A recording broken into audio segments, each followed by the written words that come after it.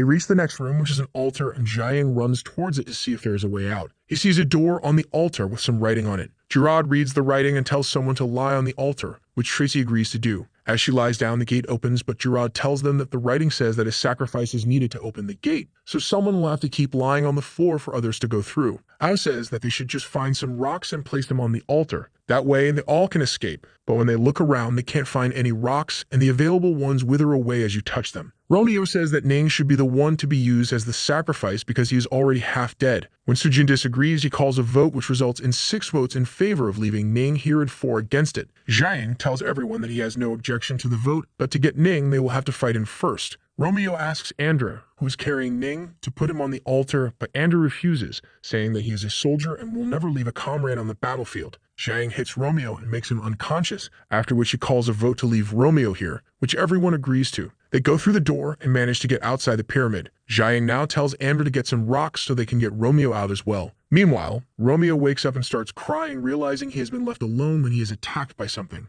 Andra and Jiang hear his screaming and realize that it's too late to save him, so they turn back. On the other hand, Ning finally wakes up after Su Jin treats him with some herbs. Ding and Ao get attacked by a large snake, but Tracy and Jiang save Ding. Jiang stabs the snake but gets thrown off the cliff into a lake beneath it. The snake retreats and Ding tells everyone that Ao also fell off the cliff while running. Jiang finds Ao, but he is unconscious, so Jiang does chest compressions to force the water out of his lungs. Now as they go to find the rest of the group, they come across some bubbles. But when Jiang pops them, they smell something sweet coming out of them, which makes them fall asleep. The rest of the group finds Jiang and Ao, but the savages attack them. One man from the savages comes forward, and he is able to speak their language, which shocks everyone. He tells them he can speak their language because of the one-eyed man, but now asks them how they can speak his language and their relation to the one-eyed man. Gerard tells him that he learned the Gowilan language from his master, Professor Jenziko, who has been dead for 12 years, but when he was alive, he was a one-eyed man. The savages are now taking the group to their village because they want them to treat their chief.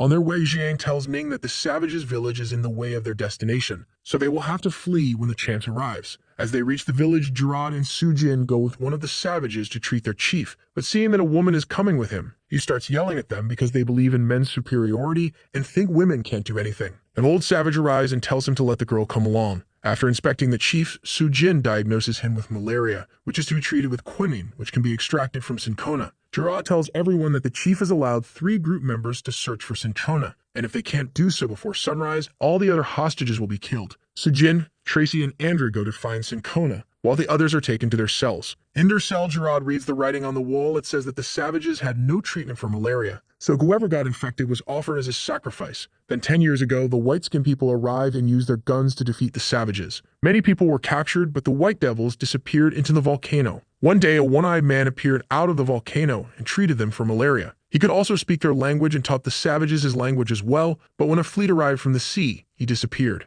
All this makes Gerard think that the one-eyed man is his master because even though Gerard attended his funeral, his master's body was not buried or burnt because he had signed a deal with an organization to donate his body parts after death in exchange for funding for his research. Gerard also reveals that 2 years before his master's death, he visited his house and found out that his master had created a drug that can cause fake death. Professor Zico was also very interested in the eternal life mentioned in Gowilan's history, during which Gerard now believes that his master is still alive. The savages now take everyone out of the cell and prepare to execute them. Gerard tells everyone to be brave as the savages despise cowards, but Ding is already crying and pissing himself due to fear. As they are about to kill him, Su Jin and the others arrive with the medicine. She treats the chief, who thanks her, and Su Jin says that she will teach them this treatment method. Su Jin goes with the old savage named Eden and asks her about some monkeys she faced in the forest. The monkeys seem to be rotten, but could still move. Eden tells her not to get hurt by them. Otherwise, she will become just like them. He says that at the bottom of the volcano, the Gowilan god suppressed those monkeys that he calls ghosts, but the white devils broke the seal, and now the ghosts roam the forests. Later, as the group talks with each other about these monkeys, Ming says that maybe these monkeys were the result of the experiments Gerard's master was doing because they appeared at the same time he arrived on the island. They all agree to go to the volcano as it contains all the answers to their questions.